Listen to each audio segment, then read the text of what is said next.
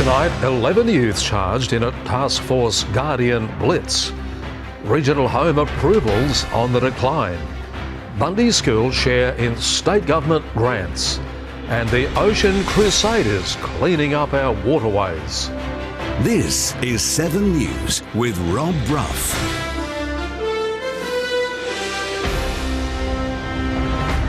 Good evening. Thanks very much for joining us.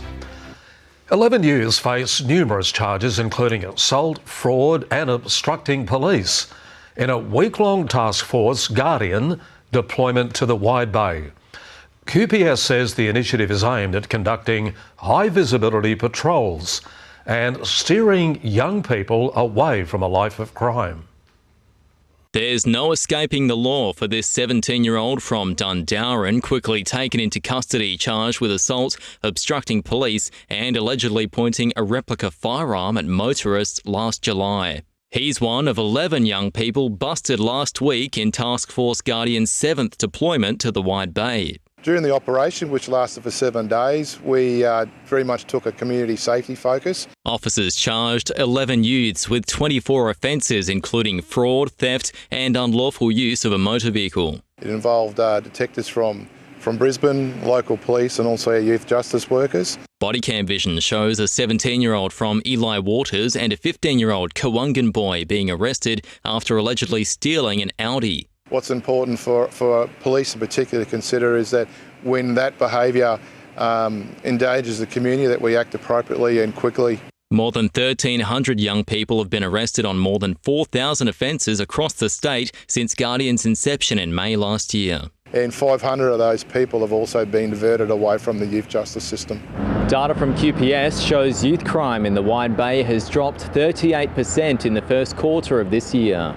Jamie Tenikoff, 7 News. New data has revealed housing approvals across Queensland have plummeted to an all-time low.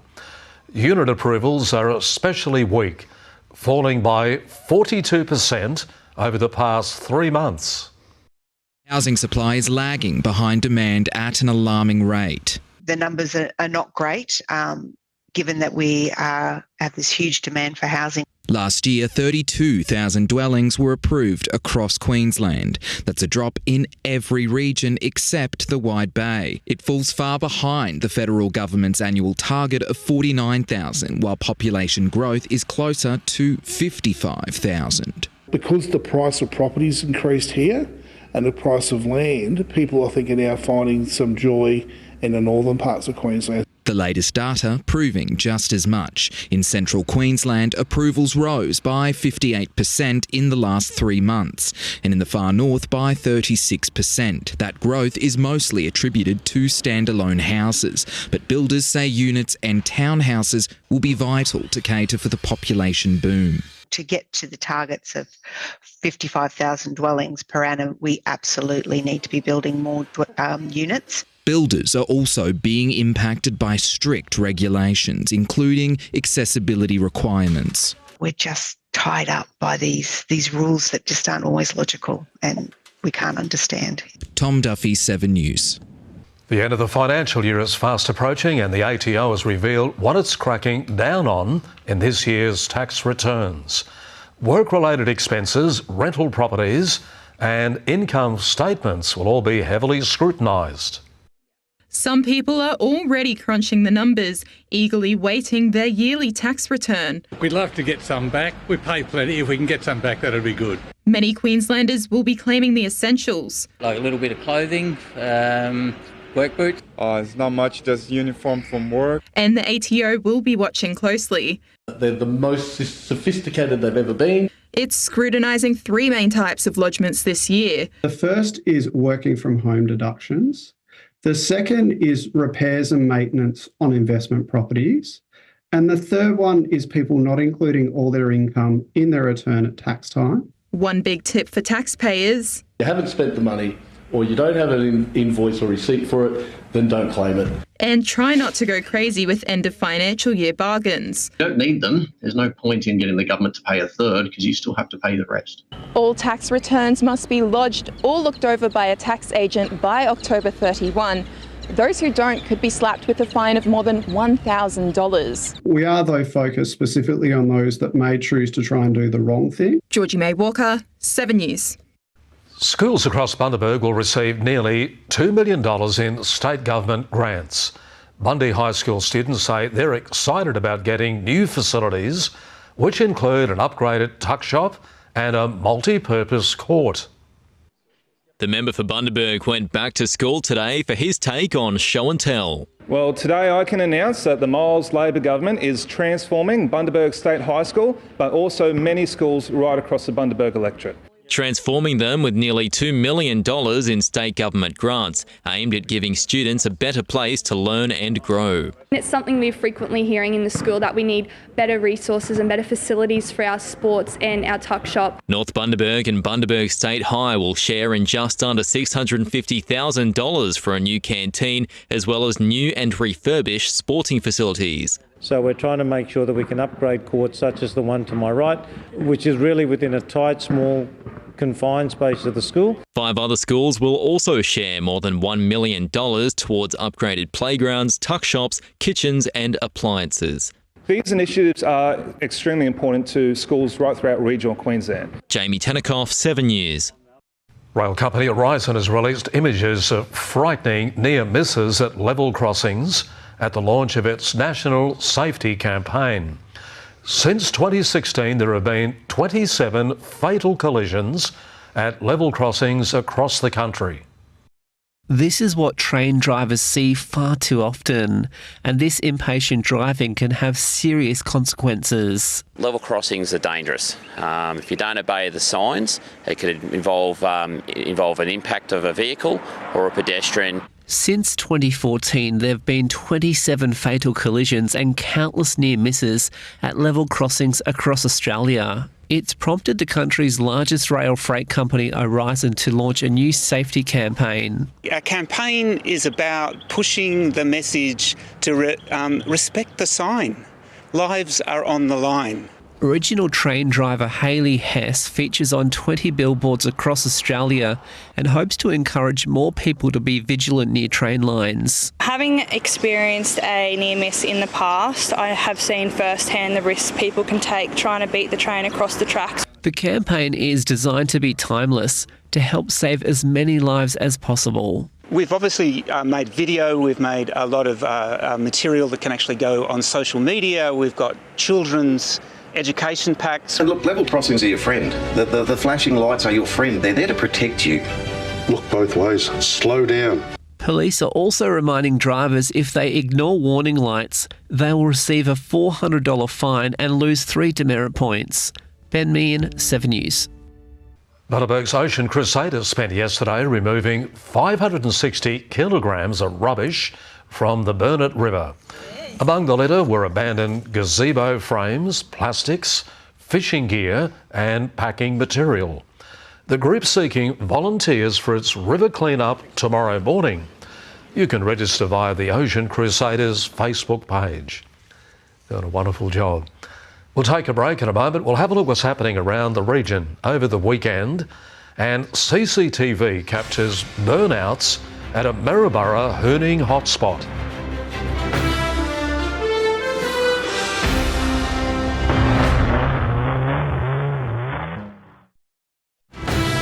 Wide Bay turns to 7 News to keep up to date on local issues. And we want you to be part of it. If there's something happening in your street, your suburb, we want to know about it. Send us a message or drop us an email. Nice having you with us here on 7 News. Maryborough residents are on high alert after increased reports of hooning in the region. Locals say the corner of Russell and Alice Streets is a hooning hotspot. CCTV has captured vehicles day and night speeding and doing burnouts at or near the intersection. Police say they assist where possible, but the offenders are often too hard to catch. A terrier cross with an odd shape and a lot of spark is looking for the right owner to make up for lost time. 1-year-old Frost was found wandering and distressed. That's when volunteers noticed the pup's chain was lodged inside its neck.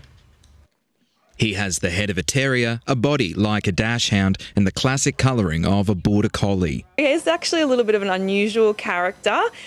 He loves other dogs. Frost the Terrier Cross also loves running, but staff at the Fraser Coast Adoption Centre believe his endless energy is sign of a tough upbringing. I definitely think he's been through a bit. Other than the chain, he was quite obsessed with food as well when he first came in. Frost was discovered wandering on a property with a chain embedded in his neck, and his hair matted. We did want to get him looked at.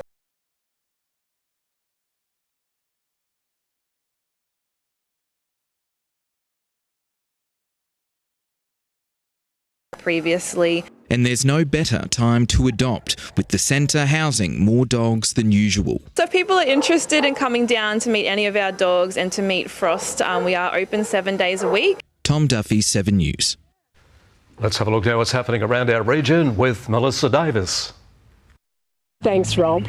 The good times will roll on Saturday when the Light Up the Rink indoor roller skating disco brings back the 80s in Bundy. Get your light wheels on or wrap yourself in fairy lights and head to Bundaberg Recreational Precinct from 5 p.m. Grab your tickets on Eventbrite. Seniors can tap into the latest products and services from mobility and health to travel and legal advice at the free Bundaberg Seniors Lifestyle and Care Expo from 9 a.m. on Friday at the Recreational Precinct's main pavilion. A free bus is available. Call the Neighbourhood Centre to book a seat. Dig in at Fraser Coast Council's Community Tree Planting Day in Brough to celebrate World Environment Day. A tree, tools and free barbecue brekkie will be supplied. Take a hat, sunscreen, water and enclosed shoes to 11 Swan Drive from 8 a.m. this Saturday. Brides-to-be can connect with more than 60 suppliers to help create your dream day at Sunday's Fraser Coast Wedding Industry Showcase. It runs from 9 a.m. to 1 p.m. at Star of the Sea School on Hughes Road. And if you're up for a fun day of bowls and a barbecue lunch to help support the families of Aussie veterans, get down to the Maryborough Bowls Club Charity Day for Legacy on Sunday. Registration opens at 9 a.m. If you've got some special weekend events planned, we want to know all about it so we can share the good news. Send the details to widebaywhatson@7.com.au. I'm Melissa Davis and I hope you have the best weekend. Yeah, thank you very much, Melissa. You have a good weekend too, won't you? OK, Nath, my goodness, what a start to the Origin series, mate. Indeed, Broughy, the fastest send-off in Origin history, a record win for Queensland in Sydney as 3 players from the Wide Bay ended up in action. We'll have plenty more on that next, including a special night with members of the Hopgood family as they watched Jermaine's Maroons debut.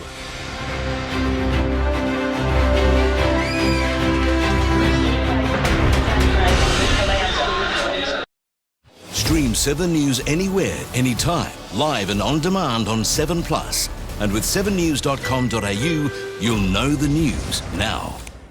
And welcome back. Well, the family of Jermaine Hopgood were proud as punch last night as they watched the 26-year-old make his Queensland debut from home in Hervey Bay. And what a night it was, the quickest send-off in Origin history, with the forward part of the Maroons' biggest win in Sydney. Queensland's 231st State of Origin player, Jermaine Hopgood, took to the field in Sydney last night with extended family dressed in Hopgood maroon, cheering him on from Hervey Bay. His grandfather spoke to Jermaine only hours before kick-off. I wished him all the best this afternoon while I'm sitting in the room by myself, yeah. I snuck a few words into him. The close-knit family were brimming with pride. Proud and honoured to be a part of this journey with Jermaine. So, yeah, it's indescribable. Stop the family from enjoying the moment. He really deserves it because he started right from the bottom and he climbed his way to where he is tonight. And he deserves that. And what a night of talking points it was. Most people get to play State of Origin on their birthday, and I was one of them, but happy to get the win. A committed and focused 90 minutes will be required from Sunbury if they want to roll across the waves in their Round 11 FQPL clash. The Blues are losing touch with the top 4 and a win is essential if they want to threaten for a semi-finals berth. ATW are yet to drop a match this season and they are the form team of the competition. Defence has been key to the Bundy team's success. They've only conceded 6 goals in their 8 matches to date. Now, women's action begins tomorrow night before the men's fixtures kick off on Saturday. BMX riders, young and old, novices and even our own world champ Taya Rufus will take to the Maryborough track this Saturday. It's where the club will host riders from all over the state for their annual June Classic. Saturday's June Classic will see over 300 riders, including newly crowned world champion Taya Rufus. Jesse Asmus and Zach Hutton, who also competed at the World Championship, race at the club's annual race day. The biggest event for the Maryborough BMX Club in the year. And their large field will include riders from the recent world titles, like Maryboroug's own world champion Taya Rufus. We've got a lot of races coming from all over the state and also other states to join us. There will be many highlights, but Nielsen believes it will be having the wider BMX community in Maryborough. Definitely having all the different riders joining us here at the club and giving our local riders that opportunity for competition that they normally wouldn't get. One of those riders will be local Wayne Blake, who has just returned to the sport and will be racing in the 40 to 45 cruiser and open wheel divisions. We just made a comeback now, and it's good to be back. Blake understands what is special about BMX. It's just a great culture, good healthy sport. Racing begins on track from 1 p.m. on Saturday. Brendan Bowers, 7 News. That's this weekend, Brough, but we have another big footy game tonight in Newcastle. The Queensland women, of course, they need to win. Let's hope they do to level the series, mate. Looking forward to it, Nate. Yeah, thank you very much, mate. Have a look at the weather with Liv, and Scotty will have the fishing report. We'll see you right after the break.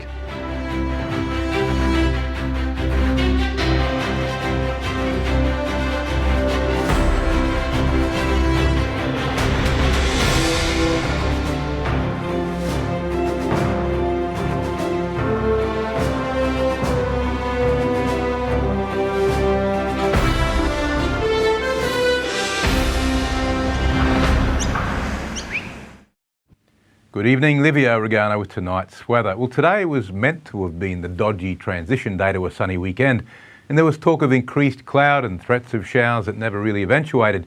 If I'd just shut my mouth and said from day zero it was going to be stunning all week, few would have complained. Inland mornings are still quite cool, but it's warmed up near the coast where moisture levels have been steadily rising. Top temps today were close enough to average, with Bundaberg reaching 23 degrees. To the satellite loop now. Well, this cloud's becoming more and more disappointing each day. All that's left is a few filaments of high cloud through North Queensland.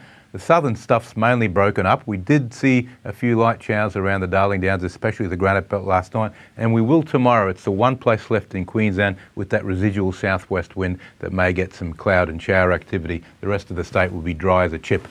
Today's chart, the trough has moved offshore already, but not the main front. It's connected to this weak low, and we're already starting to see those southerlies come in behind it, but only very light.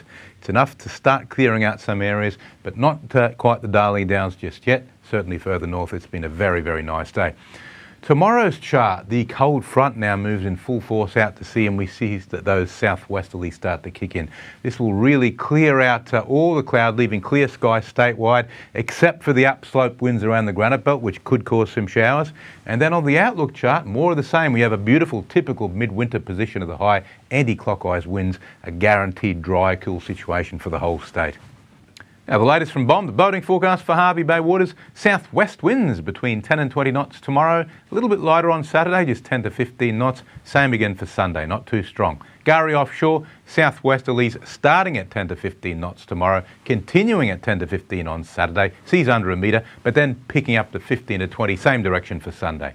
We're still riding the new moon tides, biggest tides of the month, as huge volumes of seawater move up and down coastal rivers and along beaches. Be wary of strong currents.